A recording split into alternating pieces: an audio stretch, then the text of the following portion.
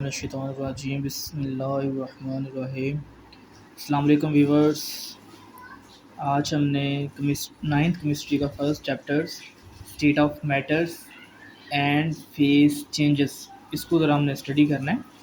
State of matters से भी आप वाकिफ़ होंगे, जैसे हमारे पास जो है ना वो डिफरेंट स्टेट्स हैं मैटर्स की, ठीक है, उसको हमने स्टडी करना है। और उसके अलावा जो है ना फेज़ चेंजेस, कैसे उनमें फेज़ चेंजेस आती हैं, सॉलिड से लिक्विड और लिक्विड से गैसेस, इन सब को जो है हमने स्टडी करना है।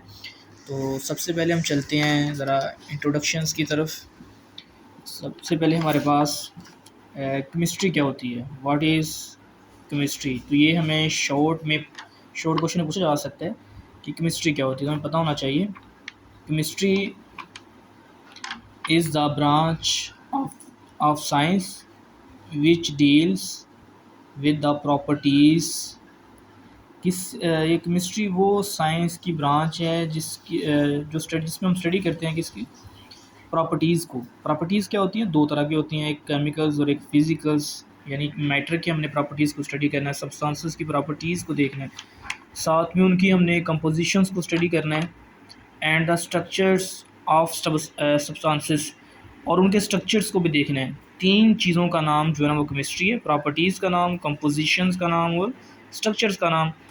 अब जैसे प्रॉपर्टीज़ है, मैंने आपको बताया फिज़िकल्स और केमिकल्स।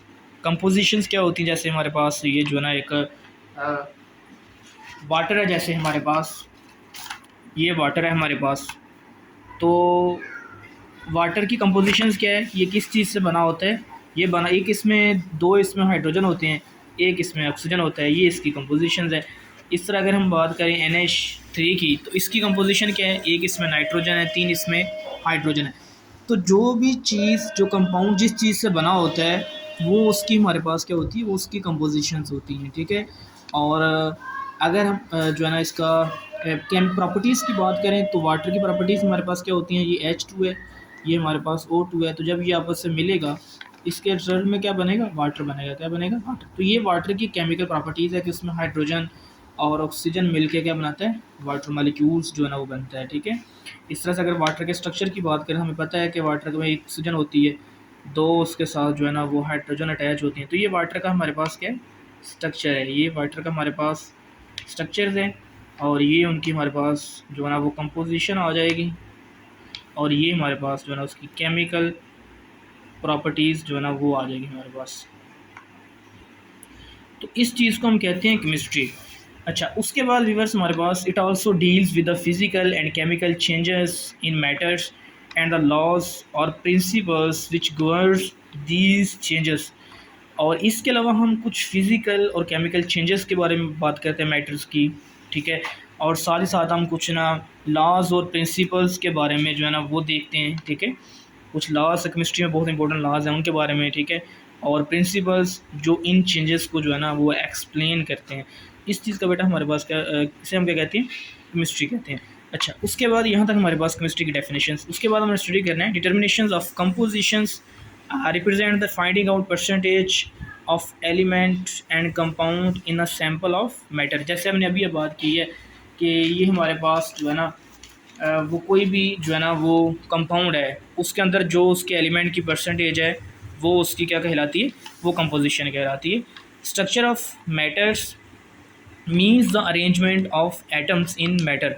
स्ट्रक्चर में हम किस चीज़ को देखते हैं कि उस चीज़ में एटम की अरेंजमेंट क्या है, ठीक है। जैसे अब वाटर का स्ट्रक्चर है, तो ये हमारे पास जो है ना वो ट्राईगोनल स्ट्रक्चर है, ठीक है। इस तरह से हमारे पास जो स्ट्रक्चर है टेट्राहेड्रल है, कौन सा स्ट्रक्चर है, उस चीज़ को जो है ना हमें स्ट्रक्चर रिप्रेजेंट करता है, एटम रिप्रेजेंट करते हैं। Both physical and chemical changes may be brought about by absorptions और evolutions of energy.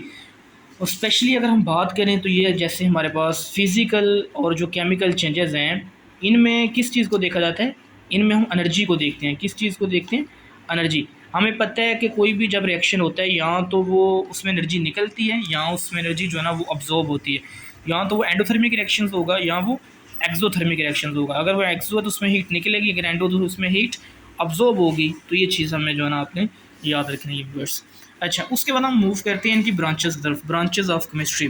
Next sir, यहाँ पे एक शॉर्ट क्वेश्चन आता है कि जो है ना branches of why chemistry divided into its branches. तो फिर हमें पता होना चाहिए बेटा हमने केमिस्ट्री को क्यों ब्रांचेस में डिवाइड किया। तो जैसे हमारे पास to understand the widely separate complex subject of chemistry and to concentrate on its specific aspects हमें इसलिए केमिस्ट्री को ब्रांचेस में डिवाइड करते हैं ताकि हम जो है ना उसके कम्प्लेक्सिटी को कम कर सकें और स्पेसिफिक एस्पेक्ट पे जो है ना हम वो काम कर सकें।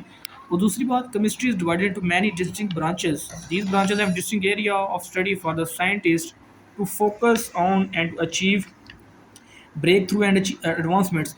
और दूसरी बात ये है कि हम जो है ना वो केमिस्ट्री के अंदर साइंटिस्ट को भी बहुत सारा फ़ायदा होता है अगर हम उसकी ब्रांचेस में इसको ले जाते हैं। तो साइंटिस्ट ईजिली हर ब्रांच को स्टडी कर सकेंगे, हर ब्रांच के ऊपर एक अलहदा से वर्क होगा और अलहदा से डिस्कवरीज होंगी, एडवांसमेंट आएंगी, ब्रेक थ्रू होगा। तो इसलिए हम जो है ना वो केमिस्ट्री को उसकी ब्रांचेस में डिवाइड। तो ये very very important short question है हमारे पास। अच्छा, नेक्स्ट हमारे पास फर्स्ट ब्रांच है जिसे हम कहते हैं फिजिकल केमिस्ट्री। कौन सी केमिस्ट्री? Physical chemistry. अच्छा, this branch investigates how substances behave at atomic and molecular level. Physical chemistry के अंदर हम क्या देखते हैं कि सब्सटेंस जो है वो कैसे बिहेव कर रहे हैं एटॉमिक लेवल के ऊपर और मॉलिक्यूलर लेवल के ऊपर। हमने एटॉमिक हम एक चीज़ को कहते हैं, मॉलिक्यूलर जो है ना हमारे जैसे हाइड्रोजन है तो ये एटॉमिक है, जैसे H2 है तो ये मॉलिक्यूलर फॉर्म में चला जाएगा। इस लेवल पे कैसे बिहेव करते हैं। It provides clear explanation as to how fundamentals, physical laws governing our world cause atoms and molecules to specific characteristics and in turn react to give huge structures are related to life। और सबसे बड़ी बात ये है कि हमें इस चीज़ की क्लियर एक्सप्लेनेशन देती है कि कैसे जो फंडामेंटल फिजिकल लॉज हैं वो गवर्न कर रहे हैं हमारे वर्ल्ड को, और साथ जो है ना एटम और मॉलिक्यूल्स जो है ना वो स्पेसिफिक कैरेक्टर शो करते हैं और साथ साथ वो ऐसे स्ट्रक्चर बनाते हैं जो हमारी लाइफ के लिए बहुत इंपॉर्टेंट होते हैं। सिंपल फिजिकल केमिस्ट्री में हम एटम और मॉलिक्यूल्स का बिहेवियर देखते हैं। तो ये जो एटम मॉलिक्यूल्स का बिहेवियर है, हमें पता है हमारी लाइफ में डिफरेंट चीज़ें हैं, ये पेंसिल है या कोई भी इस तरह की चीज़ है तो वो एटम से मिलकर बनी हुई है। हर चीज़ एटम से मिलकर बनी हुई है, हर चीज़ हमारे पास मैटर है, ठीक है। तो उस कहीं ना कहीं हमें जो ना एटम और मॉलिक्यूल्स का फिर वो बिहेवियर नज़र आता है। तो बहुत सारी चीज़ें हम लाइफ के अंदर जो यूज़ करते हैं लाइफ में, उसमें किसकी इंपॉर्टेंस है? फिजिकल केमिस्ट्री की इंपॉर्टेंस है जो कि एटम और मॉलिक्यूल से बनी होती हैं। अच्छा, physical chemistry is also used to predict and changes the rate of reactions. Physical chemistry में क्या होती है, जैसे हमने कोई रिएक्शंस करवाया है, हमने फॉर एग्जांपल वाटर मॉलिक्यूल को बनाया है, ठीक है, तो ये हमारे पास हाइड्रोजन है, ये ऑक्सीजन है, तो इसके रिजल्ट में हमारे पास क्या बना है? Water molecule. तो ये जो इंडस्ट्री में हम वाटर मॉलिक्यूल बना रहे हैं या कोई और रिएक्शन हम करवा रहे हैं, हम ऑक्सीजन ये वाला कार्बन डाइऑक्साइड बनवा रहे हैं, ठीक है, कोई भी रिएक्शन करवा रहे हैं, अमोनिया बना रहे हैं हम, तो ये रिएक्शंस जो है ये इंडस्ट्री में होती हैं। इन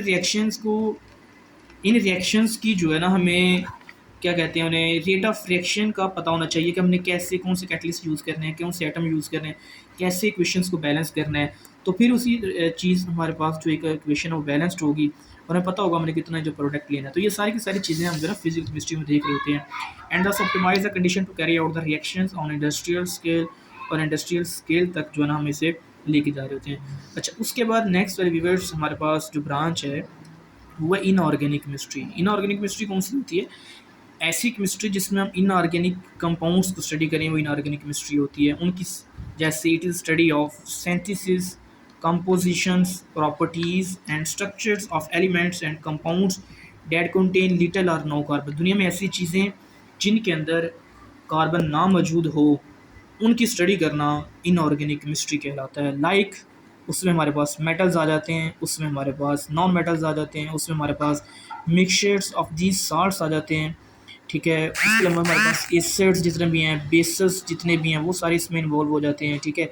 तो मेटल्स क्या होते हैं, ठीक है, जैसे सोडियम मैग्नीशियम है। नॉन मेटल्स क्या होते हैं, जैसे हमारे पास ऑक्सीजन है जो है ना, फ्लोरीन, नाइट्रोजन है, और मिक्सचर्स ऑफ इनके साल्ट जब इनको कंबाइन करते हैं उनके रिजल्ट में जो साल्ट बनते हैं, ठीक है, और एसिड्स और बेस डिफरेंट टाइप्स के। इनऑर्गेनिक कंपाउंड्स के यूजेस कहाँ कहाँ पे? इन्हें फर्टिलाइजर्स के तौर पर यूज़ किया जाता है, यानी जो खाद्य इस्तेमाल करते हैं सिंपल ज़मीनों के लिए, उनकी काश्तकारी के लिए, तो वो फर्टिलाइज़र तो इसके लिए। मेडिसिन के तौर पर इस्तेमाल करते हैं। मेडिसिन क्या होती हैं? जितनी हम मेडिसिन जो है ना वो यूज़ करते हैं, ठीक है, मेडिसिन हम खाने के लिए यूज़ करते हैं, वो भी क्या होती हैं? इनऑर्गेनिक केमिस्ट्री के अंदर आती हैं। कैटलिस्ट क्या होते हैं? जो रेट ऑफ रिएक्शन को स्पीड अप करते हैं। पिगमेंट्स क्या होते हैं? जिसके हम कलर, जो हमारे कपड़ों का कलर है या किसी चीज़ का भी कलर है उसमें एक पिगमेंट यूज़ होता है, हम पिगमेंटेशंस कहते हैं, कोटिंग्स क्या होती है, जो किसी चीज़ को हम एक सिंपल जो हमने एक कपड़ा बनाया है उसके ऊपर हम जो किसी चीज़ की भी कोटिंग कर सकते हैं, किसी रंग की, किसी और चीज़ की, तो वो कोटिंग होती है। एंड मच मोर मेटल, जैसे हमारे पास एक चम्मच होता है घर में, ठीक है, स्टील का होता है, तो उसके ऊपर आयरन की कोटिंग कर सकते हैं, जिसे हम क्या कहते हैं, सिंपल कोटिंग। अच्छा, उसके बाद हमारे पास है व्यूअर्स ऑर्गेनिक केमिस्ट्री क्या होती है। नेक्स्ट हमारे पास टॉपिक है ऑर्गेनिक केमिस्ट्री। ऑर्गेनिक केमिस्ट्री क्या होती है? It is a branch of chemistry that deals with the carbon compounds, hydrocarbons and their derivatives. Organic chemistry वो होती है जिसमें हम ऐसे कंपाउंड को स्टडी करें, ऐसे डेरिवेट्स को स्टडी करें जिनके अंदर कार्बन पाया जाता है, स्पेशली कार्बन, ठीक है। अदर देन कार्बोनेट्स इसमें नहीं होने चाहिए, बाई कार्बोनेट्स कंपाउंड्स नहीं होने चाहिए, ऑक्साइड्स नहीं शामिल होने चाहिए, कार्बाइड्स लाइक कंपाउंड जो है ना वो उसमें नहीं होने चाहिए। In this branch we study the structures, और इसमें हम जो है ना वो स्ट्रक्चर्स को भी स्टडी कर सकते हैं, ठीक है। उसके अलावा फॉर्मेशंस को, ऑर्गेनिक कंपाउंड्स के स्ट्रक्चर को स्टडी करना, उनकी फॉर्मेशंस को, उनकी प्रॉपर्टीज़ को, कंपोजिशंस को, रिएक्शंस ऑफ कार्बन कंटेनिंग जो कंपाउंड्स होते हैं, इन सब की स्टडी करना ये ऑर्गेनिक केमिस्ट्री में आता है। और organic compounds are found in all forms of life and also essential for life. और ऑर्गेनिक कंपाउंड्स क्या होते हैं? ये तमाम फॉर्म्स के अंदर पाए जाते हैं और ये लाइफ के लिए बहुत एसेंशियल होते हैं, ठीक है। तो जो है हमारे पास जैसे जो है ना डिफरेंट टाइप्स के ऑर्गेनिक कंपाउंड्स जो है ना वो मौजूद हैं, ठीक है, जिनके अंदर कार्बन जो है ना वो पाया जाता है, ठीक है। जैसे CH4 कंपाउंड है हमारे पास, ये मीथेन है, ठीक है, CH4 है, ठीक है, मीथेन है, ठीक है। इसका स्ट्रक्चर अगर देखें तो इसमें हमें पता है कि इसमें 4 हाइड्रोजन आते हैं, एक कार्बन आता है, तो ये एक ऑर्गेनिक कंपाउंड है। ये मीथेन गैस है। कौन सी गैस है? मीथेन। तो मीथेन को हम कहाँ पे यूज़ करते हैं? आपको पता है 92% ये नेचुरली पाई जाती है। घरों में हम इसे जो है ना वो यूज़ कर रहे होते हैं, खाना पकाने के लिए यूज़ कर रहे होते हैं, ठीक है। उसके अलावा ये आ गया हमारे पास पेट्रोल आ गया, ठीक है। ये अब कितने ये ऑर्गेनिक कंपाउंड है, कितनी जो है ना इसे यूज़ करें, इसके बगैर जो है ना पॉसिबल ही नहीं है। उसके बगैर हमारे पास जो है ना मेडिसिन आ गई, ठीक है। उसके अलावा हमारे पास डिफरेंट टाइप की जो फूड हैं ये आ गई, ठीक है, जिसमें कार्बोहाइड्रेट्स हैं, प्रोटीन्स हैं, लिपिड्स हैं, ठीक है, वो सारी चीज़ें शामिल। तो ये सारे के सारे क्या हैं? ऑर्गेनिक कंपाउंड्स की एग्जांपल्स हैं। हमें डिटेल के अंदर जो है ना इनका पता होना चाहिए। चलें व्यूअर्स, इसको सुनने के बगैर बाद लाइक करें, चैनल्स को सब्सक्राइब करें और नेक्स्ट वीडियो को जो है ना अपने पास आने के लिए इसको लाइक करें। थैंक यू, अल्लाह हाफिज़।